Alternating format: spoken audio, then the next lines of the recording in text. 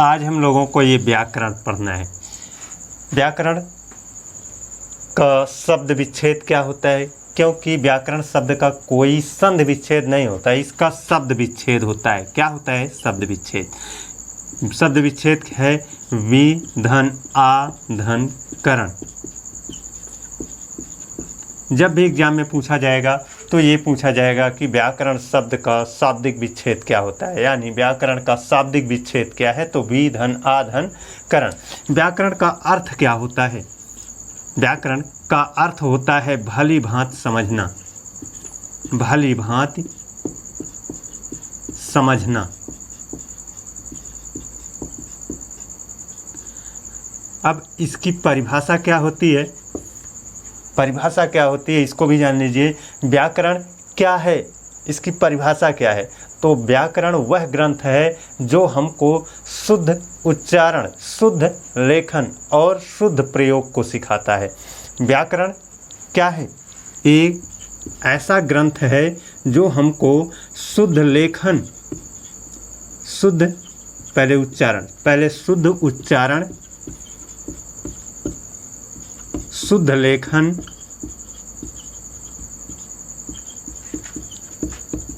एवं शुद्ध प्रयोग को सिखाता है, एवं शुद्ध प्रयोग को सिखाता है। तो ये तीन चीज़ें हैं जो व्याकरण हमको सिखाता है। क्या सिखाता है? व्याकरण ऐसा ग्रंथ है जो हमको शुद्ध उच्चारण को सिखाता है, शुद्ध लेखन को सिखाता है और शुद्ध प्रयोग को सिखाता है। जैसे कोई भी भाषा अगर हम बोल रहे हैं तो उस भाषा का उच्चारण, लेखन और प्रयोग शुद्ध होना चाहिए, तभी वो भाषा सार्थक सिद्ध हो पाएगी, वरना वो भाषा सार्थक नहीं सिद्ध हो पाएगी। तो इन पर पकड़ मजबूत हो, इसलिए हमको क्या पढ़ना पड़ता है? भाषा सीखने के लिए, भाषा जानने के लिए हमको ग्रामर पढ़ना पड़ता है, यानी व्याकरण पढ़ना पड़ता है, ताकि हमारा शुद्ध उच्चारण और शुद्ध लेखन, शुद्ध प्रयोग बना रहे। अब जो ये व्याकरण है ना, व्याकरण के अंग हैं तीन। व्याकरण के तीन अंग हैं। देखिए, हमको व्याकरण पढ़ना है तो व्याकरण के तीनों अंगों को भी पढ़ना होगा। व्याकरण के तीन अंग हैं। कौन कौन से वो तीन अंग हैं यहाँ पर मैं दे रहा हूँ।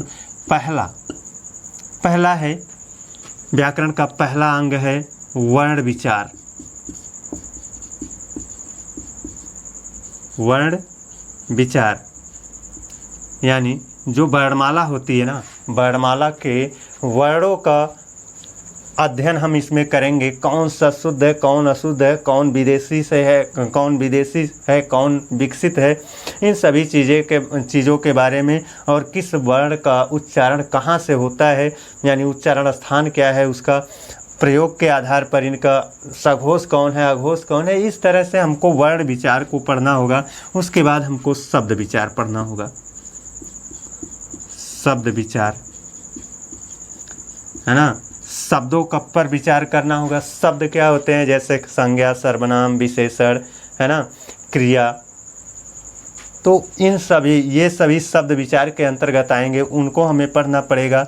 और फिर हमको पढ़ना पड़ेगा वाक्य विचार। वाक्य विचार, वाक्य विचार आप जानते हो, जैसे रस है, छंद है, अलंकार है, मुहावरा है, लोकोक्ति है, ये सभी शब्द विचार के अंतर्गत आते हैं। तो आपको अगर व्याकरण सीखना है ना, तो वर्ण विचार यानी वर्णमाला का विधिवत अध्ययन हम आपको करवाएंगे। शब्द विचार, शब्दों के बारे में भी आपको बहुत विधिवत से बताएंगे, और वाक्य विचार इसको भी बताया जाएगा। लेकिन ये सब कुछ आज नहीं हो सकता, है ना। इसके लिए आपको हिंदी में मिलाकर कुल 40-50 क्लास बनेगी। उस 40-50 क्लास में आपका ये तीनों कवर होगा और पूरा ग्रामर ख़त्म हो जाएगा। फिर आपको कभी ग्रामर पढ़ने की आवश्यकता नहीं होगी। तो दोस्तों, आप इसमें जो ये व्याकरण है, इसका अब शब्द, ये वर्ण विचार हम शुरू कर रहे हैं। तो इनको नोट करना चाहते हैं तो नोट कर लीजिए। और अगर आप हमारे चैनल पर नए हैं तो प्लीज़ चैनल को सब्सक्राइब करके बेल आइकन को भी प्रेस कर लीजिए, है ना, क्योंकि मैं हर रोज़ इसी तरह से एक नई वीडियो लेकर आता रहता हूँ। कुछ मैथ भी पढ़ाता हूँ और हिंदी भी पढ़ाता हूँ, बस 2 सब्जेक्ट, है ना। तो यहाँ पर वर्ण विचार हेडिंग डालिए। वर्ण विचार। ये क्या है? वर्णों का, वर्णमाला में जो वर्ण दिए गए हैं उन वर्णों का शुद्ध उच्चारण, शुद्ध लेखन और शुद्ध प्रयोग ही क्या कहलाता है? वर्ण विचार कहलाता है। यानी हम ये कह सकते हैं कुल मिलाकर वर्णों का शुद्ध उच्चारण, शुद्ध लेखन एवं शुद्ध प्रयोग वर्ण विचार कहलाता है। और वर्ण विचार से संबंधित 3-4 क्वेश्चन बहुत इंपॉर्टेंट हैं, उनको नोट करा रहा हूँ, नोट कर लीजिए। ये कहा जाए भाषा की सबसे छोटी मौखिक इकाई, भाषा की सबसे छोटी मौखिक इकाई, सबसे छोटी मौखिक इकाई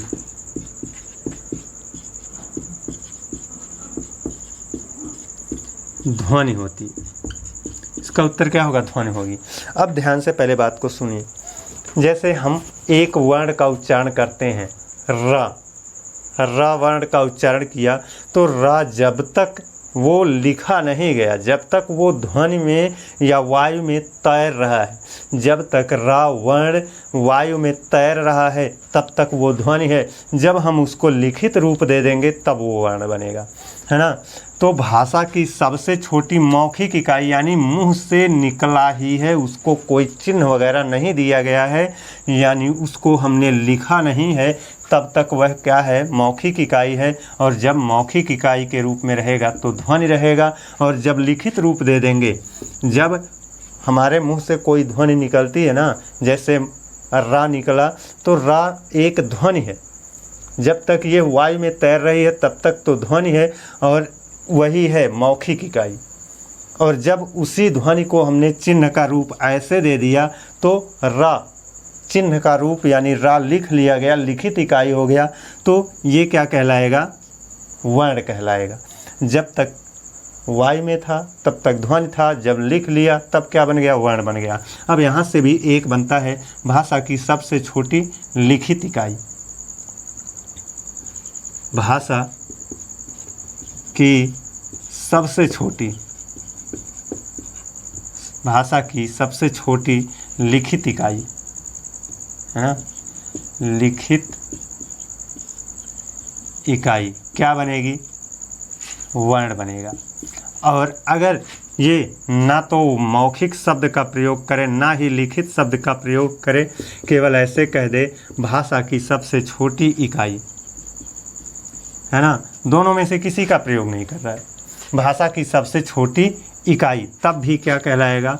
वर्ण ही उत्तर बनेगा। भाषा की सबसे छोटी इकाई क्या कहलाएगी? क्या कहलाएगा? वर्ण कहलाएगा।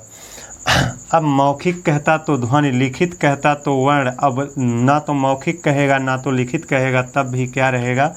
वर्ण ही रहेगा। अब भाषा की सबसे छोटी इकाई या अंग ये कहे, भाषा की सबसे छोटा, भाषा का सबसे छोटा अंग पूछ ले तब भी क्या रहेगा? वर्ण ही रहेगा, है ना। तो ये 4 तरह से पूछा जाता है, मौखिक इकाई, लिखित इकाई, फिर क्या करेगा? ना तो मौखिक शब्द का प्रयोग करेगा ना तो लिखित शब्द का प्रयोग करेगा, बस ऐसे कहेगा भाषा की सबसे छोटी इकाई, तब वर्ण होगा। भाषा का सबसे छोटा अंग अगर पूछ रहा है तब भी क्या कहलाएगा? वर्ण ही कहलाएगा। अब देखिए यहाँ पर अर्थ के आधार पर भाषा की सबसे छोटी इकाई, अर्थ के आधार पर भाषा की सबसे छोटी इकाई क्या होती है? अब दोस्तों रा वर्ण निकल गया या म वर्ण निकल गया तो अकेले रा वर्ण का कोई अर्थ नहीं होता है। अर्थ के आधार पर भाषा की सबसे छोटी इकाई क्या होगा? शब्द होगा, है ना। और भावार्थ के आधार पर भाषा की सबसे छोटी इकाई क्या होगा? वाक्य होगा। इस चीज़ को भी यहीं पर याद करके रखिए कि अर्थ के आधार पर अगर भाषा की सबसे छोटी इकाई कहे तो शब्द होगा, और भावार्थ के आधार पर भाषा की सबसे छोटी इकाई कहे तो क्या होगा? वाक्य होगा। इतना नोट कर लीजिए। अब देखिए थोड़ा सा हम देखते हैं वर्ण और अक्षर में अंतर। वर्ण और अक्षर में अंतर। वर्ण क्या होता है और अक्षर क्या होता है। तो दोस्तों जो वर्ण है ना, सारे के सारे वर्ण कहाँ चले जाएंगे, अक्षर में चले जाएंगे, यानी सभी वर्णों को अक्षर कह सकते हो। सब के सब वर्णों को हम क्या कह सकते हैं, अक्षर कह सकते हैं। अंतर बता रहा हूँ, वर्ण और अक्षर में अंतर, क्योंकि इसको भी जानना बहुत ज़रूरी होता है, क्योंकि इनकी संख्या से लेकर कभी कभी क्वेश्चन पूछा जाता है कि वर्णों की संख्या अधिक है या अक्षरों की संख्या अधिक है ना। तो अक्षरों की संख्या अधिक होती है। कैसे होती है अभी बता रहे हैं। वर्ण, सारे के सारे वर्ण क्या कहलाते हैं, अक्षर कहलाते हैं, लेकिन सब के सब अक्षर वर्ण नहीं कहलाते हैं। सब के सब अक्षर वर्ण नहीं कहलाते हैं। इस चीज़ को ध्यान दीजिएगा। सभी वर्ण अक्षर कहलाएंगे, लेकिन सभी अक्षर वर्ण नहीं कहलाएंगे। अब जो जितने अक्षर हैं ना, जितने अक्षर हैं वो वर्ण भी होते हैं, और कुछ शब्द भी ऐसे होते हैं जो अक्षर कहलाते हैं।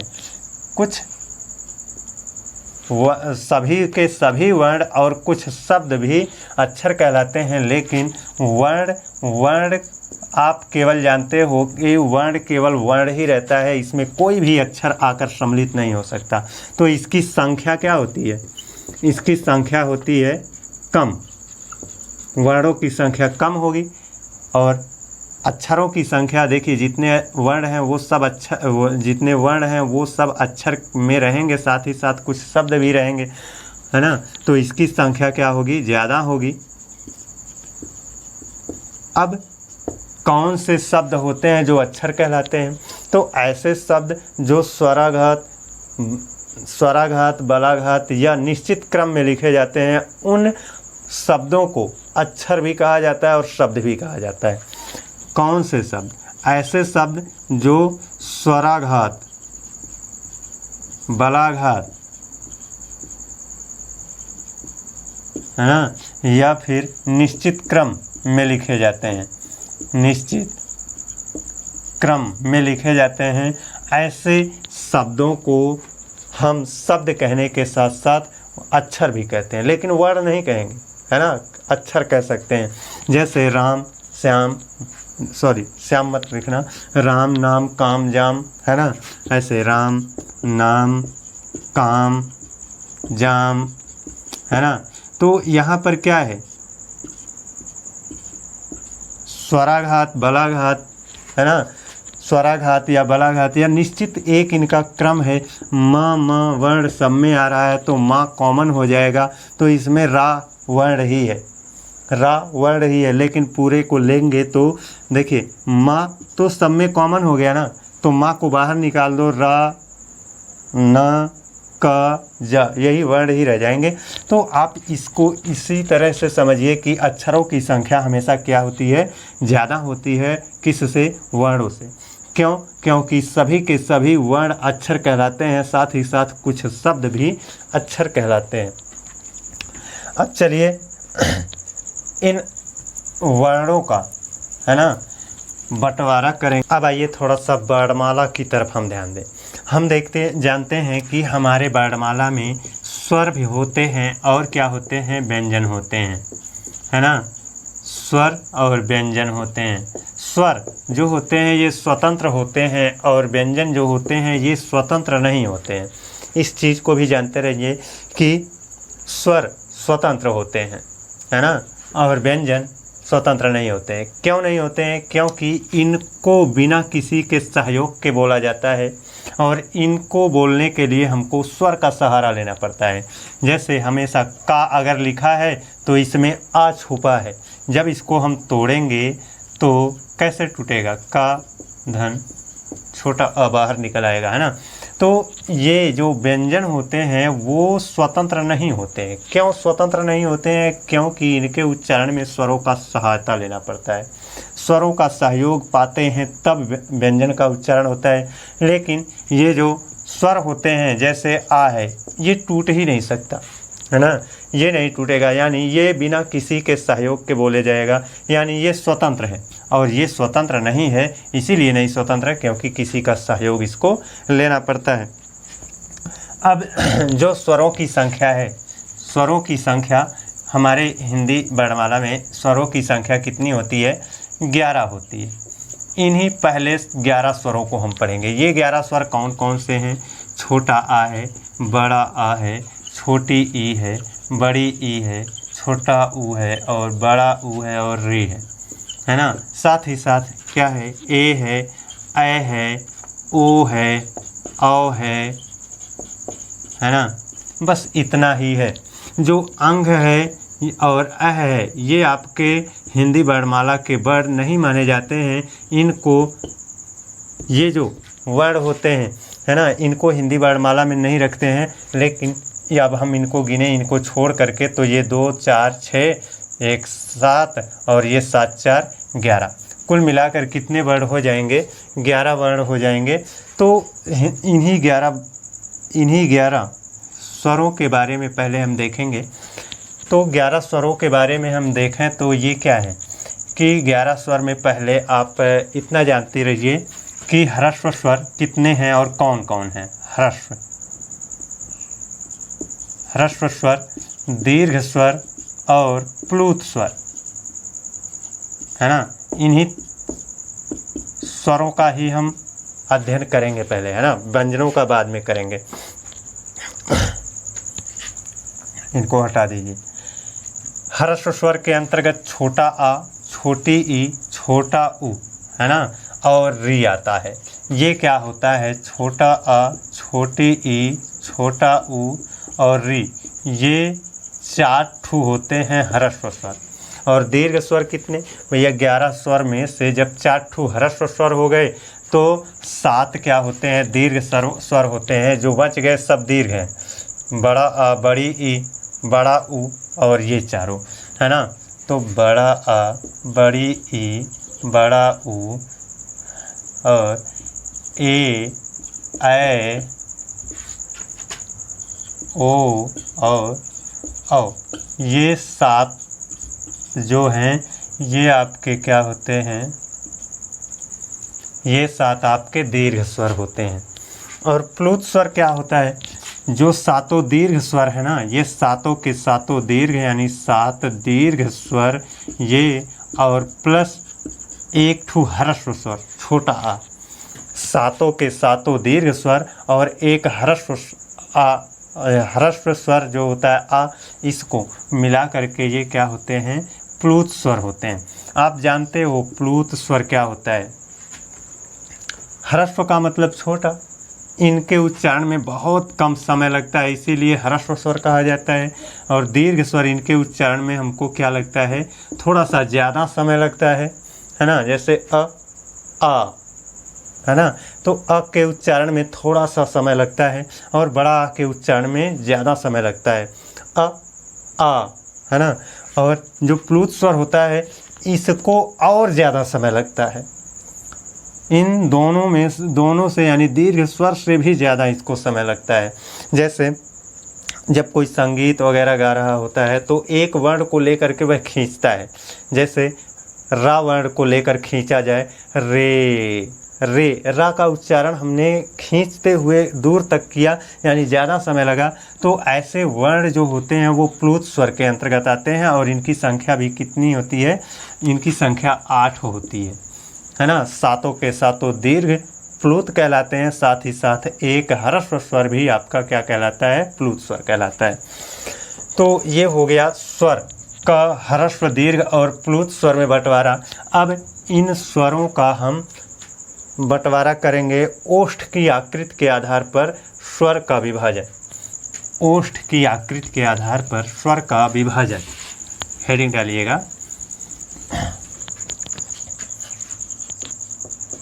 ओष्ठ आकृति के आधार पर स्वर का विभाजन।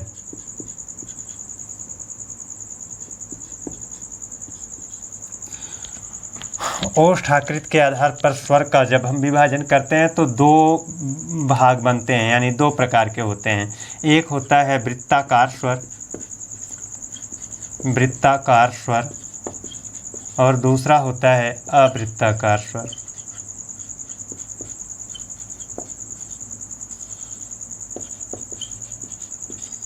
अब देखिए ध्यान से, यहाँ पर हमारा ये ओष्ठ की आकृति के आधार पर है, यानी जब हमारे ओष्ठ की आकृति वृत्त के जैसी होगी, जिस वर्ण के उच्चारण में हमारे ओष्ठ की आकृति वृत्त के आकार की होगी उसको हम वृत्ताकार स्वर कहेंगे।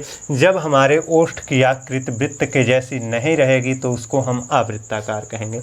जैसे ऊ का उच्चारण करें और बड़ा ऊ का उच्चारण करें तो इनके उच्चारण में हमारा ओष्ठ वृत्त का रूप ले लेता है, यानी वृत्त बना लेता है ना, वृत्त के रूप में आ जाता है। तो ओ, वैसे ही ओ है ना, ओ औ, ये 4 वर्ण जो होते हैं ये आपके वृत्ताकार वर्ण कहे जाते हैं, है ना।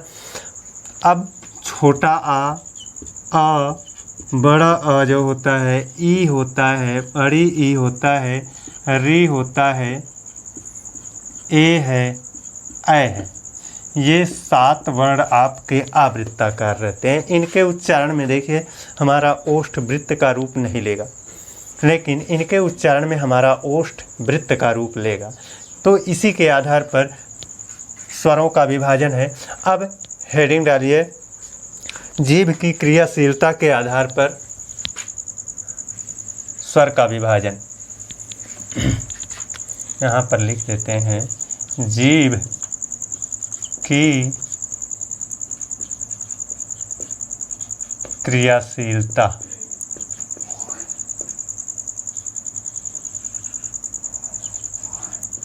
जीभ की क्रियाशीलता के आधार पर स्वर का विभाजन।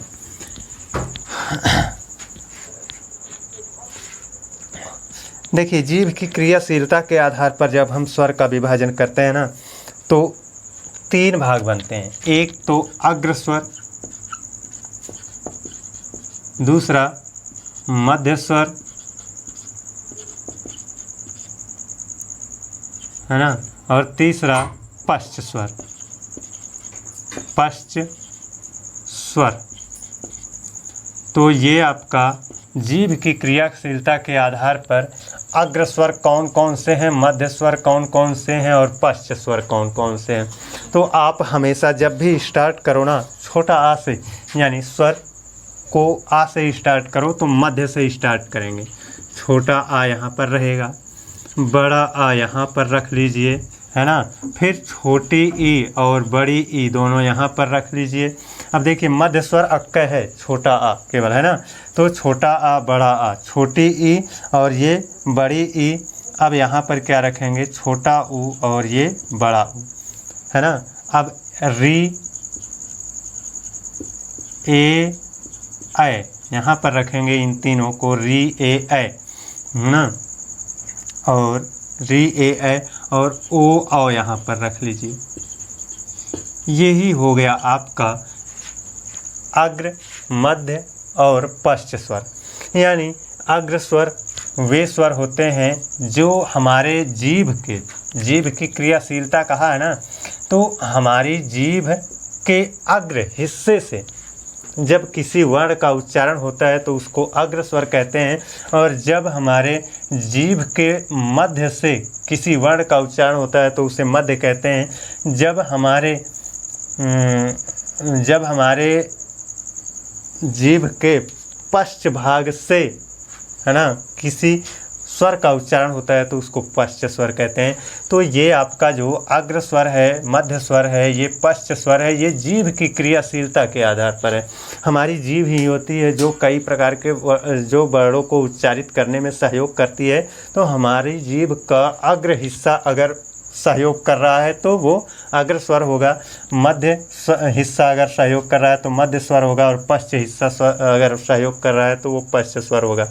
अब देखिए कहा जाता है ई, है ना, तो हमारा जीभ का अग्र हिस्सा ही काम करता है, ई री ए ऐ, है ना, और ये अ देखेंगे कि हमारे जीभ के मध्य में थोड़ा सा बल लग रहा है जैसे, है ना, अ आ जब बड़ा आ कहते हैं तो थोड़ा सा मुंह खुल जाता है ना, तो आगे वाले हिस्से, ये पश्च वाले हिस्से पर चला जाता है ना, थोड़ा सा मुंह खुल जाता है तो जोर हमारा कहाँ चला जाता है, थोड़ा सा पीछे। जब उच्चारण करेंगे आप, उच्चारण करके आप खुद सीख सकते हो, यहाँ पर दिखाया नहीं जा सकता है ना, तो आप महसूस करोगे इसको, है ना। अगर नहीं महसूस कर पाते हो, अभी उतनी परख नहीं हुई है, तो आप इनको ऐसे ही याद कर लीजिए कि ये छोटा आ, ये क्या रहेगा, नीचे मध्य स्वर से ही शुरू करना है, छोटा आ बड़ा आ, है ना। पहले एक एक रख लेंगे, उसके बाद छोटी ई, फिर इसमें मध्य स्वर में अक्का रहेगा, छोटा आ बड़ा आ, एक एक रख लिया, छोटी ई बड़ी ई, दूठ रखा, छोटा ऊ बड़ा ऊ,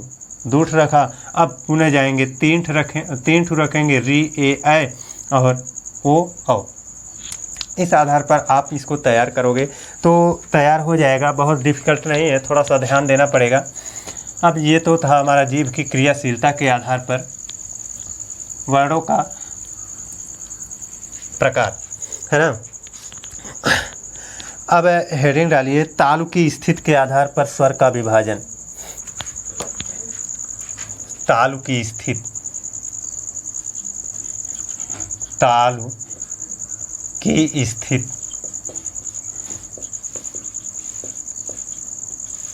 तालु की स्थिति, है ना, के आधार पर स्वर का विभाजन।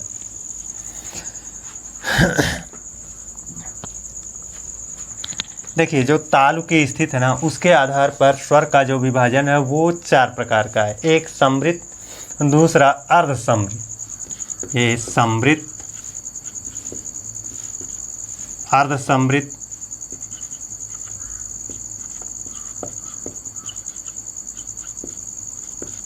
है ना, समृत है, अर्ध समृत है और विवृत है या अर्ध विवृत, पहले लिख लीजिए, अर्ध विवृत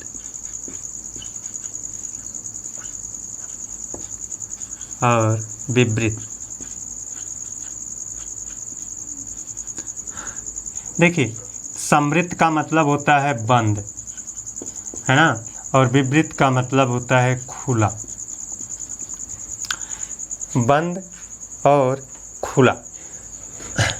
तो ये जो समृत होता है इसका मतलब होता है बंद और विवृत का अर्थ होता है खुला। इसका मतलब क्या है कि जैसे हमारा जो माउथ कैविटी है, मुंह है ना, तो इसमें आपका जो ऊपरी हिस्सा है, ऊपरी तालु है, ऊपर का जो छत हम कह सकते हैं, उसको जैसे मान लेते हैं ये क्या है, एक व्यक्ति है ना, तो इसका अपना एक जो मुंह है ऐसे, इसका ये क्या है, मुंह है, इसी में आपकी जिह्वा क्या है, ऐसे जिह्वा,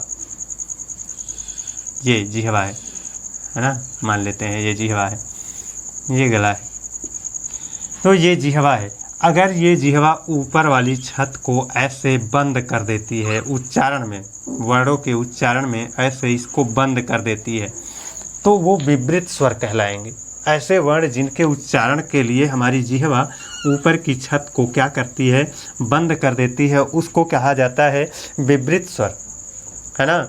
ई, देखिए, छोटी ई का उच्चारण करिए, बड़ी ई का उच्चारण करिए, ओ, बड़ा ऊ का उच्चारण करिए और री का, है ना। तो छोटी ई, बड़ी ई, छोटा ऊ, बड़ा ऊ और री, इनका जब उच्चारण करेंगे ना, तो आपको ऐसा लगेगा कि आपकी जो जीभ है ना वो ऊपर की तरफ जाकर बंद कर रही है, यानी ये आपकी जीभ आई है तो ये ऐसे जाकर यहाँ पर बंद कर ले रही है, तो ये आपके क्या हो जाएंगे, समृत स्वर हो जाएंगे। ये क्या हो जाएंगे, समृत स्वर हो जाएंगे। अब देखिए विवृत स्वर क्या होता है। विवृत स्वर को पहले देख लीजिए, विवृत स्वर, है ना, ये जो आपका विवृत स्वर दिया गया है, ये क्या होता है, एक है। समृत स्वर की संख्या कितनी है, 1 2 3 4 5 है, और विवृत स्वर की संख्या कितनी है, 1 है।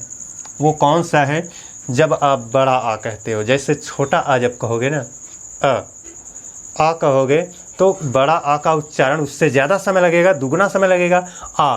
आप पूरा कह रहे हो तो आपकी जिह्वा एकदम सीधी हो जाती है, आपकी जिह्वा ऐसे बड़ा आ का उच्चारण में ऐसे आपकी जिह्वा एकदम सीधी हो जाती है ना। ऐसे सीधी हो जाती है। तो आप ना तो कहने का मतलब ना तो आपका एकदम खुला हुआ है, एकदम कहीं कोई रुकावट नहीं है, कोई कुछ भी बंद नहीं है। तो इस तरह से ये ध्वनि निकल जाती है।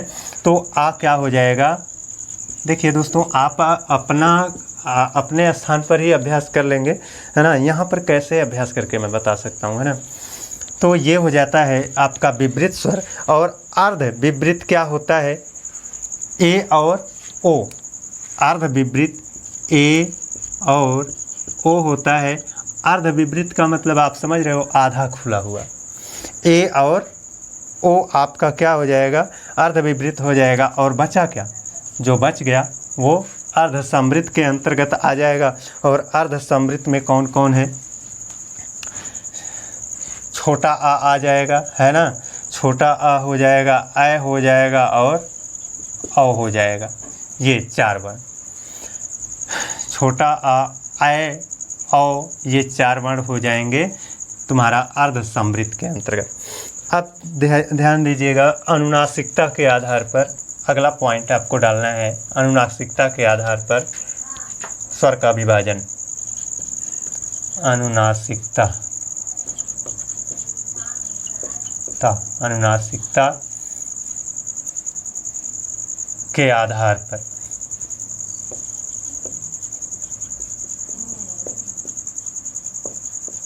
अनुनासिकता के आधार पर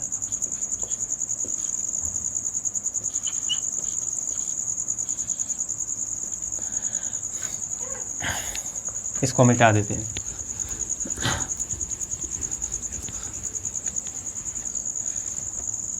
अनुनासिकता के आधार पर व्यंजनों का, स्वरों का क्या रहेगा, वर्गीकरण।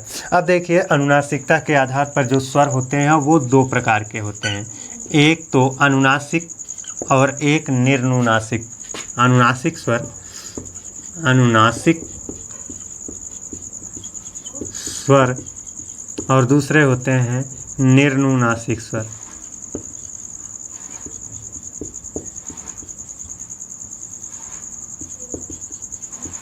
है ना। अब अनुनासिक स्वर क्या होते हैं, है ना। देखिए, पहली बात तो ये जानते रहिए कि निर्नुनासिक स्वर यानी जिन स्वरों के उच्चारण में हमको नाक का सहारा ना लेना पड़े। अनुनासिक स्वर का मतलब नाक का सहारा लेंगे, किसका, नाक का सहारा लेंगे। और निर्नुनासिक स्वर का मतलब नाक का सहारा नहीं लेंगे, है ना, नाक का सहारा नहीं लेंगे हम। तो आपका जितना भी वर्ण होता है ना, छोटा आ से ले करके, छोटा आ से ले करके औ तक, छोटा बड़ा छोटी बड़ी, छोटा ऊ बड़ा ऊ, री, ए, ऐ, ओ, औ, है ना, औ तक जितना भी वर्ण है सब का सब क्या होता है, निर्नुनासिक स्वर होता है। यानी किसी भी स्वर का उच्चारण बिना नाक के सहारे से किया जाता है। यानी बिना नाक का सहारा लिए हम सभी स्वरों का उच्चारण करते हैं। इसलिए सभी स्वर क्या कहलाएंगे, निर्नुनासिक स्वर कहलाएंगे। तो आ से लेकर औ तक पूरा लिख लीजिएगा आप लोग, छोटा आ, बड़ा आ, ऐसे औ तक, है ना, ओ, औ तक। लेकिन एक हमारा आगत स्वर होता है ना। एक हमारा कौन सा स्वर है, आगत स्वर है, या हम उसको मेहमान स्वर कहते हैं। और जब वो मेहमान स्वर आ जाता है ना, देखिए, आगत नहीं, विकसित स्वर है, सॉरी, उसको थोड़ा सा हटा दीजिएगा, आगत स्वर नहीं, विकसित स्वर है। जैसे ये जो आँख जैसे लिखते हैं ना, इसमें ये वाला जो चंद्रबिंदी जिसको आप कहते हो, है ना, ये आपका क्या है, विकसित स्वर है, विकसित किया गया है। और ये विकसित स्वर इन सब के ऊपर लगता है ना। छोटा आ के ऊपर भी लग सकता है, बड़ा आ के ऊपर भी लग सकता है, छोटी ई के ऊपर भी लग सकता है, बड़ी ई के ऊपर भी लग सकता है, छोटा ऊ के ऊपर, बड़ा ऊ के ऊपर, री के ऊपर, है ना, ए, है ना, ओ, औ, सबके ऊपर लग सकता है ना। जब इसी विकसित स्वर को इसमें शामिल किया जाता है तब ये अनुनासिक स्वर बन जाता है। यानी अब इन स्वरों का उच्चारण करने में हमको नाक का सहारा लेना पड़ेगा। तो जो विकसित स्वर चंद्रबिंदी है, उसका प्रयोग केवल और केवल स्वरों पर होता है। और कितने स्वरों पर? सभी स्वरों पर। सभी स्वरों पर इस विकसित स्वर का प्रयोग कर लिया जाता है, तब ये क्या बन जाता है? अनुनासिक स्वर बन जाता है। और आज अब लास्ट में आप हेडिंग डालिए, जाति के आधार पर स्वरों का विभाजन। जाति के आधार पर। आज का वीडियो बहुत लंबा हो गया। जाति के आधार पर, जाति के आधार पर स्वर का विभाजन। देखिए, जाति के आधार पर जो स्वर का विभाजन है ना, वो दो प्रकार का है। एक सजातीय स्वर और दूसरा होता है विजातीय स्वर।